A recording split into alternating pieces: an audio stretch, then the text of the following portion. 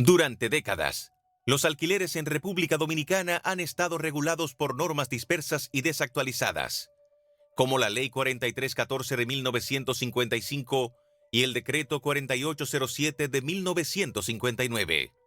En julio del 2024, se sometió un proyecto de ley que buscaba modernizar ese marco legal, pero la iniciativa perimió al cerrar el período legislativo sin ser aprobada. En respuesta a esa deuda histórica, la Cámara de Diputados retomó la discusión con una nueva propuesta, aprobada en primera lectura el 25 de junio del 2025, la cual será debatida en vistas públicas antes de una posible segunda lectura. La nueva ley busca establecer reglas claras para contratos de alquiler de viviendas, locales comerciales y espacios para actividades sin fines de lucro.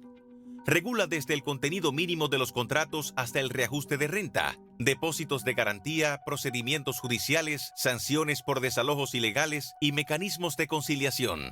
También impone plazos para decisiones judiciales, promueve el registro formal de los contratos y refuerza derechos tanto de inquilinos como de propietarios. Entre los desafíos más evidentes figuran la informalidad generalizada del mercado de alquileres, la capacidad operativa de los tribunales para cumplir los plazos establecidos y la necesidad de una cultura jurídica que respalde la aplicación real de la ley. Hoy, para poner sobre la mesa este proyecto, sus luces y sombras, conversamos con miembros de la comisión especial que estudió la pieza legislativa en el Congreso, abogados, representantes del sector construcción y expertos en materia de alquiler. Nuestros invitados en la mesa en el día de hoy son Wandy Batista, presidente de la Comisión de Justicia de la Cámara de Diputados y miembro de la comisión que estudia el proyecto para la modificación de la ley de alquileres. Gracias por estar con nosotros, Wandy. Gracias a usted. Reina Echenique también estuvo una vez en una mesa sobre este tema, creo recordar, hace mucho tiempo. Era necesario, ¿verdad que sí? Bueno, se está moviendo ese congreso. Abogada, secretaria de la Junta Directiva de la Asociación de Agentes y Empresas Inmobiliarias AEI. Altagracia Paulino, gracias por estar nuevamente en esta mesa. Altagracia también, como siempre, contamos con ella, presidenta del Observatorio Nacional para la Protección del Consumidor, OMPECO. Jean Christopher Pérez, gracias por estar con nosotros nuevamente. Él es abogado. Y Anneris Meléndez, también otra asidua de estas mesas, porque son muchos temas que tienen que ver con ustedes. Ella es presidente de ACOPROVI, que es la Asociación Dominicana de Constructores y Promotores de Viviendas. Estos son nuestros invitados, nuestro hashtag AlquileresENM, por cualquier pregunta, duda que usted tenga sobre lo que se va a ir exponiendo a lo largo del resto de esta hora. Ya volvemos.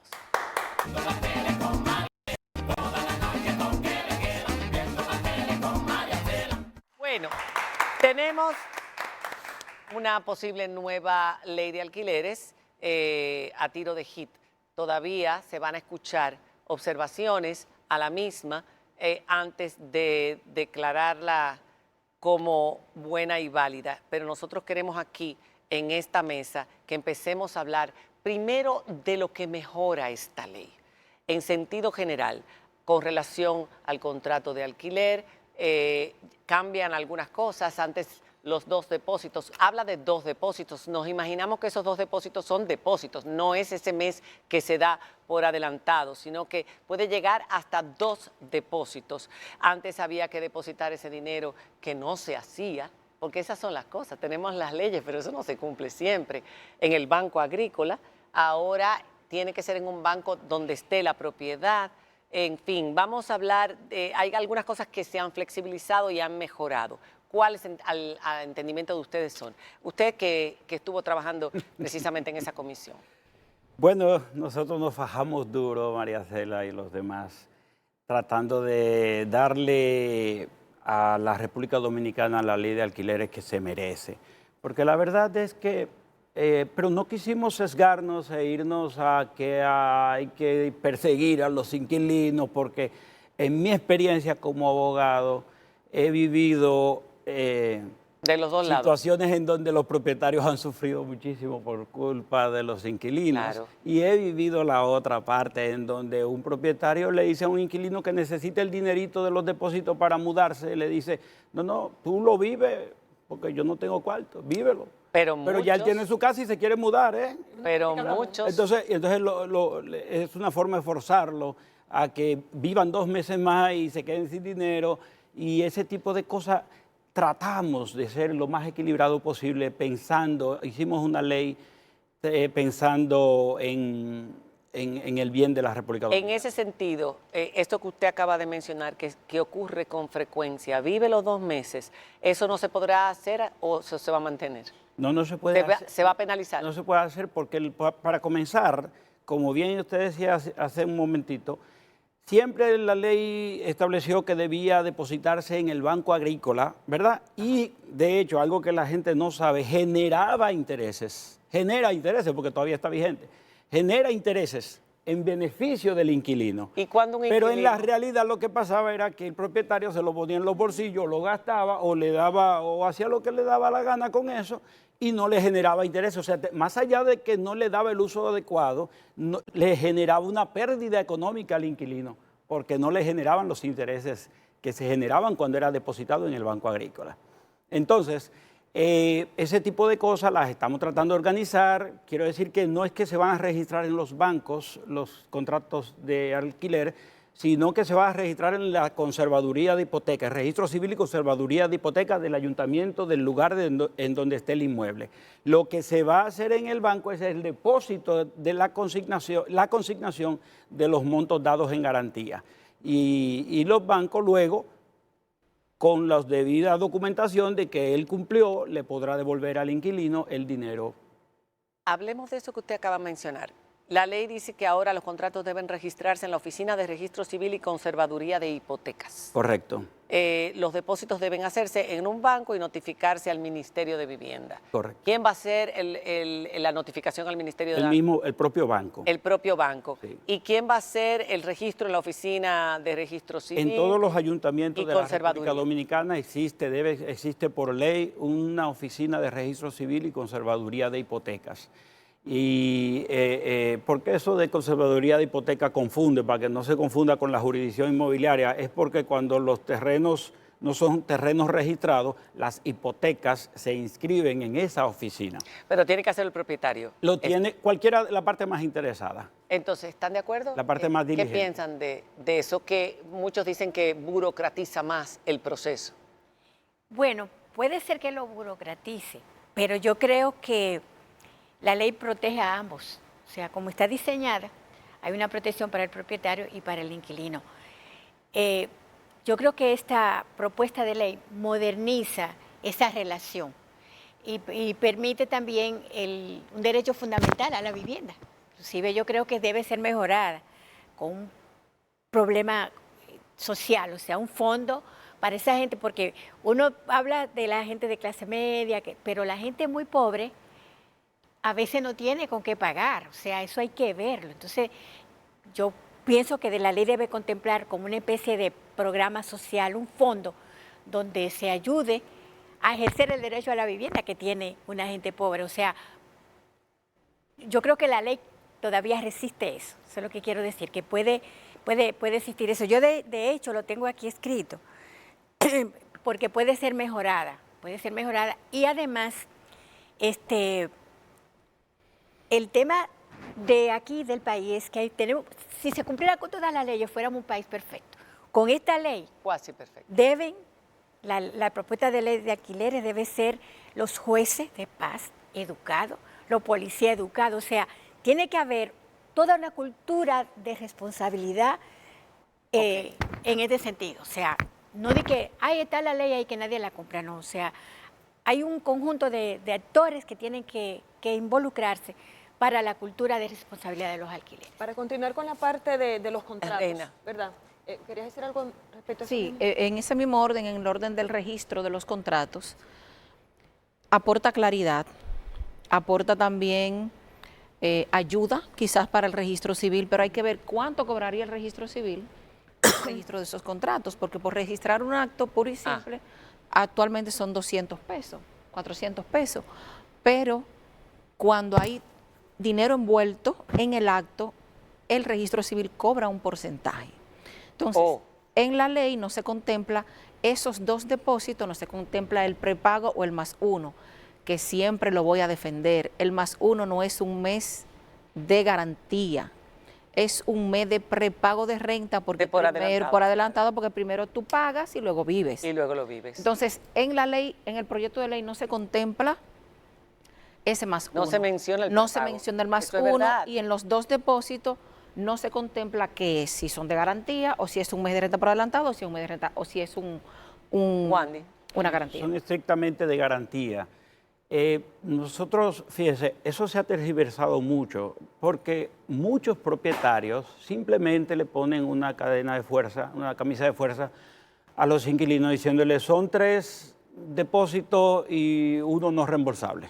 Pero no son 3 depósitos. No, es un prepago. Lo que están haciendo es forzando al inquilino a que pague el corretaje Difiero. Entonces, Difiero. no será en todos los casos, pero he visto esos casos. Entonces, la cuestión aquí es lo siguiente, la ley expresamente dice que el servicio de corretaje lo paga quien lo contrate. El servicio legal de redacción y notarización del contrato lo pagan entre los dos por partes iguales. O sea, estamos tratando de poner las cosas diáfanas y claras y que los meses que se pidan no pueden pasar de 2. Sí, puntualizar ahí que precisamente el pensamiento del legislador al eliminar o no incluir, porque no existía tampoco ese +1 en la ley anterior, es evitar ese abuso que han hecho las personas que rentan vivienda. Por ejemplo, un apartamento que tiene un costo de $1,000, la renta, ¿cómo usted le va a decir al inquilino que esos $1,000 son para gastos legales, cerrando la posibilidad que tiene el inquilino de cubrir esos gastos legales, donde le salga más barato? Entonces, es para eliminar esa mala práctica que se le ha dado a ese +1 que se lo ha inventado el propietario, porque no existe ni en la ley anterior ni se va a contemplar en esta nueva pieza legislativa. Lo que pasa es que los alquileres son servicios. Sí. Son como los celulares. Tú primero pagas y tú luego lo usas, ¿verdad? Sí. Las rentas, tú primero pagas y luego vives, porque imagínate tú que tú entras a una casa y tú digas, no me gustó, me voy, Y al final no dices, pagas. no me gustó, Entonces, me fui. el proceso de educación, tanto al propietario como al inquilino, es vital para nosotros desde nuestra Asociación de Agentes y Empresas Inmobiliarias, precisamente por eso. Ese +1 nunca es pago de comisión. Quien lo pierde es el propietario. ¿Por qué lo pierde el propietario? Porque ese +1 es un mes de renta por adelantado que yo estoy pagando como inquilino y yo destino ese pago para el agente inmobiliario que me alquiló ese inmueble. Ahora bien, con relación al pago del 50-50 de los gastos legales, está violando un principio de derecho común que contempla el Código Civil 1593, que los gastos son pagados por quién, el que tiene el interés en el inmueble. ¿Quién es? El inquilino. El inquilino. Pero es O sea, que eso es importante que se estamos contemple. hablando de un contrato sinalagmático en donde ambos ganan. Hay una prestación y una contraprestación. Yo estoy feliz de alquilar mi inmueble y no es un favor que le estoy haciendo al inquilino. Y el inquilino está feliz de haber encontrado un inmueble que alquilar. O sea, en ese caso, en donde ambos tienen cosas que proteger, el inquilino entrega dinero y quiere asegurarse de que las condiciones, y le prometieron un tiempo, y quiere asegurarse de que las condiciones van a ser respetadas, tiene derecho a ver que su abogado revise ese contrato. Pero el propietario también tiene derecho a resguardar su propiedad, de protegerla ante mal uso, por ejemplo, del inquilino, y también tiene derecho a poner un abogado a chequear allí. Y no quiero decir que una cosa es muy clara, el pago por adelantado de un mes, que yo lo veo hasta justo, debería ser así siempre. No, tiene que ser Yo así. lo veo Tiene que ser correcto, correcto. eso. Eso es una cosa. Y otra muy diferente es, y no en todos los casos, no quiero acusar a todos de hacer eso, pero los propietarios no le hablan claro todo el tiempo a los inquilinos. Y casi siempre le dicen que un mes es para gastos legales.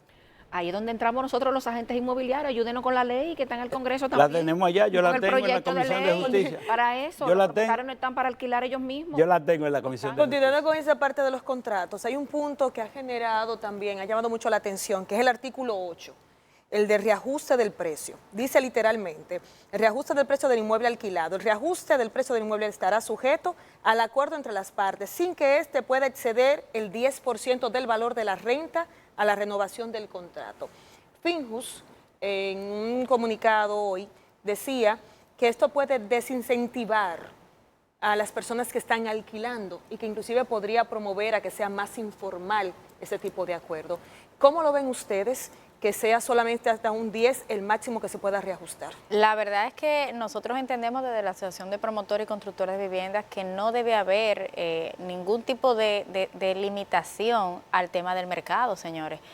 Estamos en un libre mercado en el cual tanto el inquilino tiene derecho a negociar sus condiciones de alquilar, como el propietario tiene derecho a negociar las condiciones de alquilar. En ese sentido, eso puede perfectamente desincentivar muchos negocios en este ámbito. Pero también, digo yo, me pongo del lado del inquilino. ¿Quién me garantiza a mí? Yo alquilo esta vivienda para vivirla unos años, o este negocio para poner mi empresa, hago reformas, y luego el año que viene me vienen con que no es la indexación de la inflación, no. Es que ahora toda esta zona se ha cotizado mucho y lo siento, yo puedo estar ganando mucho más como propietario, así es que o te aumentas un 20% o te vas. Pero hay un acuerdo entre las partes y hay que entender también que si usted está en una vivienda que se ha revalorizado en el tiempo, tal vez es momento de usted repensar este negocio. La persona que vive en una casa que se ha ido revalorizando tiene muchas opciones. Y una de las opciones es también determinar, bueno, mira, tal vez esta zona no me gusta, tal vez esta zona no me interesa. Igualmente el propietario tiene esa intención. Yo creo que puede haber un acuerdo entre las partes porque el propietario también es interesado en que continúe una secuencia del alquiler. Ustedes que establecieron ese 10%, ¿qué tomaron en cuenta? Bueno, nosotros, el plan fue, por supuesto, lo que dice Anneri, eso es sagrado, el solo consenso, la libertad de contratar que tienen las partes envueltas, eso es intocable. Ahora, y por supuesto que podrán, al final del periodo por el cual se hizo el contrato, volver a renegociar como ellos quieran, porque eso es derecho privado y nadie se puede meter en eso. Sin embargo, las arbitrariedades que se podían cometer, de que, bueno, falta 3 meses para vencerse, te aviso que no le voy a dar continuidad al contrato. En el fondo ningún inquilino quiere mudarse, lo más traumático es mudarse. Sí.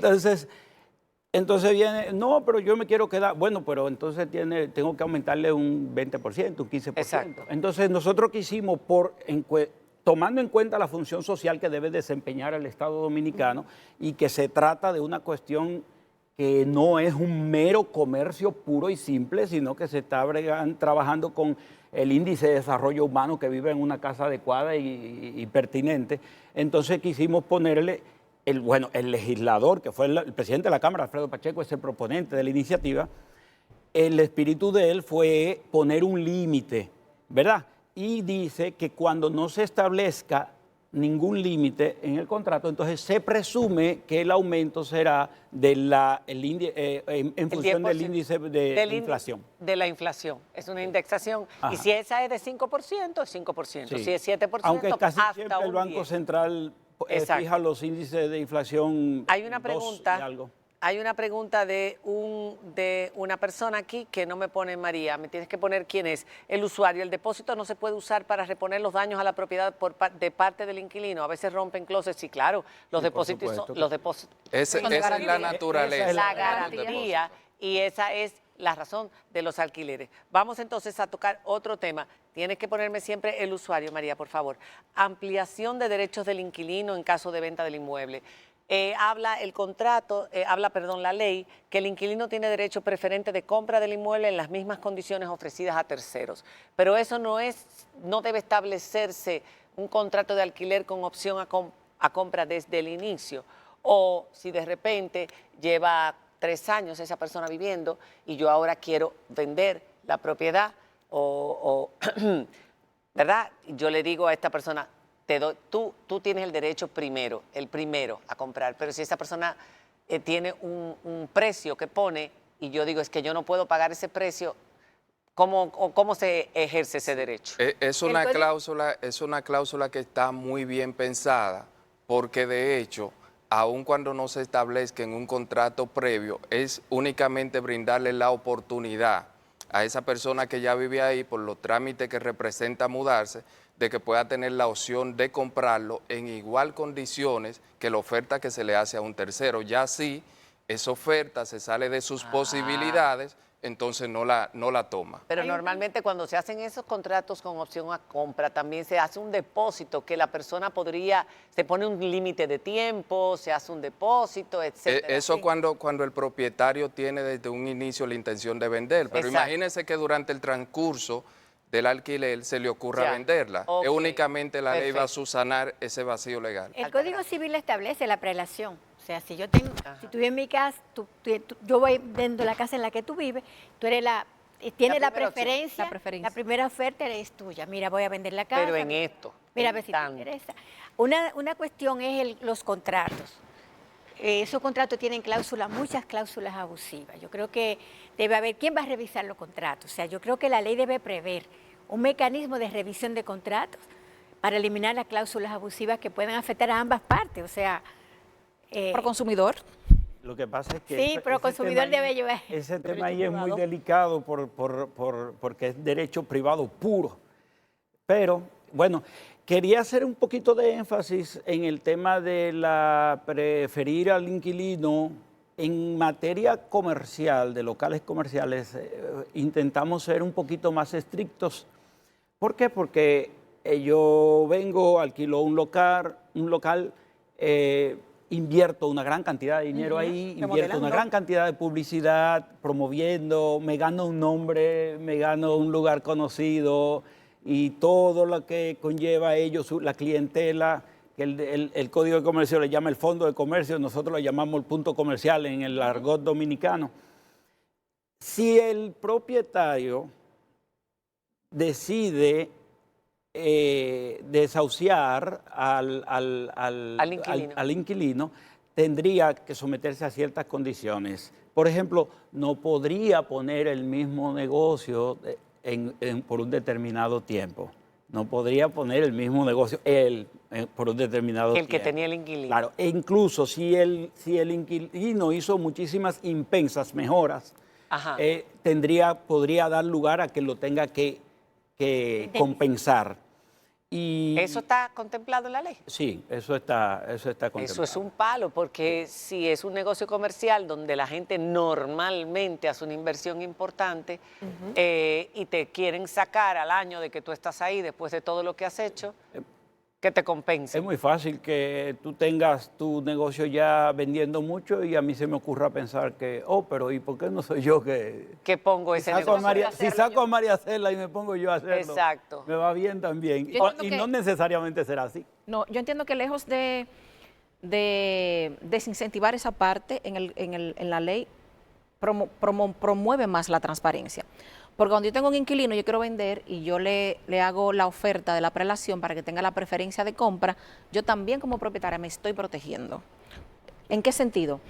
Porque si yo le hago la propuesta por escrito, le pido al inquilino que me responda por escrito si acepta Ya. o no, yo tengo bajo mi manga Que ya yo una quiero opción vender. de que yo quiero vender, tú no puedes, tú te negaste, entonces tú estás en la obligación de cuando yo estoy vendiendo, tú tienes que mostrar el inmueble cuando yo voy a visitarlo con un Mostrar cliente. el inmueble. Entonces yo entiendo que es una parte protectora, que es bueno en el O sea proyecto que- de ley, lo aplaudo porque Bien. en la práctica se da, porque se hace el uso del derecho común de la prelación y en la práctica Ok. se da.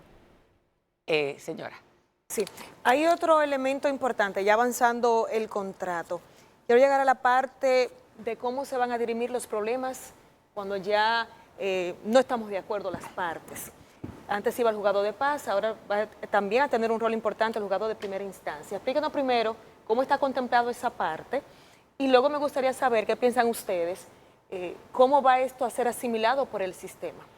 Bien, nosotros quisimos, tanto el proponente como la comisión especial que estudiamos el caso, quisimos coger algo bueno del derecho laboral, algo bueno y quisimos, ahora mismo hay un arroz con mango. Actualmente, materia de alquileres, falta de pago, juzgado de paz. Sí. Materia de alquileres, incumplimiento de contrato, juzgado de primera instancia. Nosotros quisimos otorgarle plenitud de atribución al juzgado de paz si se trata de alquileres de vivienda.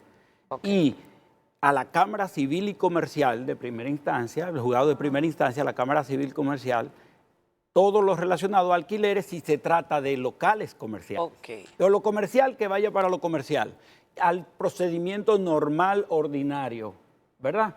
Pero lo de vivienda, que vaya a un procedimiento expedito en el juzgado de paz. Y tomamos del derecho, por tratarse de algo hasta humanitario, tomamos del derecho laboral el concepto de la audiencia preliminar que existe en los juicios laborales, en donde el juez promueve un acuerdo amigable. Una conciliación. De hecho, antes de toda demanda en desalojo, Sí. tiene que haber un intento de conciliación. Pero dice la incluso, ley Perdón, termina. incluso sin tener, antes de ir al tribunal, hay que intimar a la persona que está en falta a que cubra su falta. Por Si supuesto. no responde, entonces va al tribunal. Si no ha cumplido con el requisito de intimarlo a que cumpla, es irrecibible la demanda. ¿Qué es lo que dice la ley actualmente? ¿Después de cuánto tiempo sin pagar yo tengo derecho a proceder a desalojar? Porque uno ha visto casos de que pasa mucho tiempo, Hay el una propietario costumbre, pero no la recibe ley el no pago. dice. No dice nada, Se acostumbra a es por esperar uso 3 y meses. costumbre, por uso y Al costumbre. menos en mi Pero pueblo. ahora sí se establece Si un plazo. y ahora se establece, porque aquí dice, cualquier desalojo sin orden judicial será sancionado de 3 a 5 años de prisión y multa de 10 a 20 salarios mínimos. ¿Esto está bien o es exagerado? La parte penal, muchos han entendido que es exagerada. Esto es otro de los temas polémicos dentro de los alquileres. Vamos a hacer una pausa comercial y cuando regresemos queremos saber y sobre todo de qué va a depender ese tiempo, porque la gente se desespera muchas veces. Y hay países, señores, donde ya los inquilinos se han acostumbrado a quedarse en las viviendas abusando del sistema. Cuando regresemos de la pausa, ya volvemos.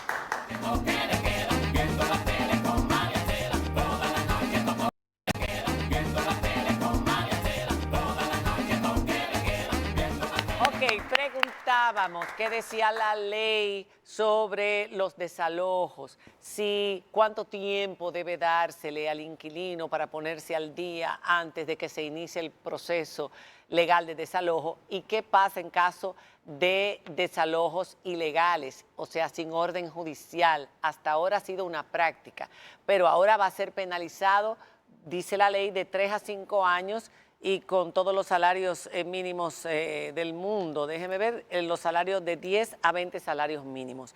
¿Qué dice la ley? ¿Qué decía la ley antes? ¿Qué dice ahora? Con relación a una cosa y la otra. Sí, con relación al tiempo de incumplimiento de pago, la ley lo deja al entender del propietario cuando entiende que hay un incumplimiento significativo. Espérate, que eso de significativo es, tú decías en la pausa. Sí, porque está hablando de la ley actual.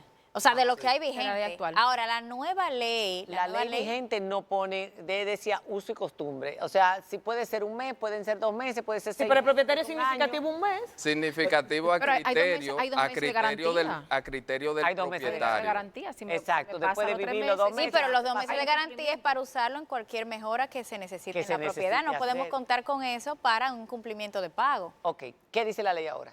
La ley no rige el tiempo de incumplimiento de pago, sí lo que rige es el tiempo del proceso judicial de desalojo. ¿Cómo va a ser? Y lo reduce a una decisión de 30 días a partir de la notificación de la intimación de pago.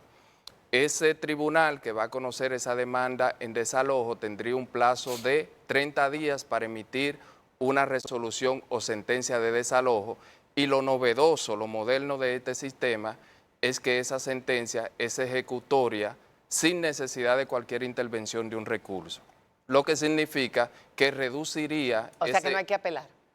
Puede apelar, apelar. pero puede ejecutarse al mismo tiempo de que se tiene la Mientras sentencia está apelando la persona, ahí mismito se está o la ejecutando. resolución. O sea, es ejecutoria, ¿Cuánto no tiempo? obstante cualquier recurso. Pero ¿cuánto tiempo después que se dicta la resolución viene la ejecución? Después de que usted tiene su sentencia, usted le notifica al inquilino en un plazo de 15 días que le va a ejecutar esa decisión y entonces puede proceder. Y si no ocurre así con la tardanza de ese tribunal que va a emitir esa resolución o sentencia, establece esta nueva ley que usted puede apoderar al Poder Judicial para que penalice o fiscalice a este tribunal. ¿Cuál es la desventaja? la capacidad que tienen los tribunales que van a conocer este tipo de casos a nivel masivo. Esa sería una de las desventajas a mejorar. Sin duda alguna, actualizar, aprobar este nuevo proyecto de ley va a tener un impacto muy, muy positivo en la misma población, porque vamos a tener acceso a vivienda en alquiler de menor precio, o sea, van a disminuir probablemente los precios de alquiler y a una oferta mucho más digna, es decir, mayor calidad. O porque hay mayor oferta, si sube la oferta, seguridad jurídica para el inversionista. Hay más seguridad jurídica. Ahora bien, tenemos que lograr que este anteproyecto de ley esté blindado también para los propósitos que vinieron, para proteger los derechos de los inquilinos, pero también para proteger los derechos del propietario. Entonces me refiero al tiempo en ese sentido. Vamos a hablar de ese ¿Cuál es el tema del tiempo? Si bien es cierto que hay unos tiempos definidos para iniciar el proceso judicial, o mejor dicho, en el juzgado de paz, ¿verdad? Para conocer el caso, y unos tiempos para cuando haya un fallo, ¿qué sucede en el medio, María Cela? Imaginen lo siguiente, tenemos unos tiempos definidos para notificación, para el inicio, para la conciliación, para se respeten, por supuesto hay que esperar que se respeten, ¿eh? Entonces, luego viene un proceso de conocer el caso en el cual nosotros ahora mismo no tenemos un margen de tiempo y pueden haber incidencias si hay alguna de las partes que quiere incidentar. Y eso digo, me refiero a cualquiera de las dos partes, puede ser el inquilino o puede ser el propietario. Así que nuestra sugerencia sería que también tenemos que tratar de limitar el proceso completo, porque de lo contrario... ¿Cuánto tiempo sería lo apropiado? Las mejores prácticas en otros países que hemos estudiado andan entre 2 y 4 meses. Vemos que en ese sentido, cuando hay un incumplimiento, el incumplimiento no se alarga en el tiempo y hay una seguridad jurídica para el que está vulnerado su derecho. Y es ahí que nosotros vemos que tal vez el procedimiento completo debería estar blindado a nivel de tiempo. Sin embargo, nosotros, perdón María Cela, nosotros el plazo para un juez de primera instancia a fallar un caso cualquiera que se le apodere es de 3 meses. Nosotros lo redujimos en el caso del juzgado de paz y de primera instancia a 1 mes. Los redujimos con tal de hacerlo más expedito. Incluso trajimos importada también del derecho laboral una herramienta que va a ayudar muchísimo a que los casos terminen pronto, y es que ya no se podrá apelar la sentencia por el simple hecho de retardar el proceso, porque el inquilino que sea condenado por falta de pago puede apelar, porque es un derecho constitucional a tener varios grados de jurisdicción. Puede apelar, pero la sentencia no se suspenderá a menos que él haga una demanda adicional en referimiento por ante el juez de primera instancia, con la condición de que deposite a consignación el duplo de las condenaciones de la que fue objeto en el juzgado de paz. O sea que si yo debo 6 meses de a 10,000 pesos cada uno y debo 60,000 y quiero apelar, quiero seguir echando el pleito, tengo que buscar 120 y consignarlo. Y todo el que busque 120 mejor se muda. Mejor se muda. No, sin duda, esto es una bondad, es maravilloso. Lo que sucede es una novedad muy positiva. Lo que comentamos es la parte del conocimiento del caso. O sea, después que se conoce el caso, el juez tiene hasta 30 días para hacer el fallo, pero durante el proceso de conocimiento de fallo del caso. No hay una... Sí, tenemos... Tengo muchas preguntas y me quedan 4 minutos. Y tienen que concluir ahí con la parte de la sentencia de 3 a 5 años. Tenemos muchas preguntas. La bodeguita de Dios, dice, la señora que representa el sector inmobiliario ahí está perdida. Ese 2+1 no es pago adelantado, es para supuestamente gastos legales. Y nunca lo vives ni lo devuelven. Algunos cobran 2+2. Ojalá nos protejan ahora porque ese 2+1 estaba acabando con el inquilino. En lugar de 60,000 debía buscar 90,000. Y solo a veces a duras penas devolvían 2. No es cierto eso de mes adelantado. Ella está defendiendo su bolsillo. Yo aquí, en representación de la asociación.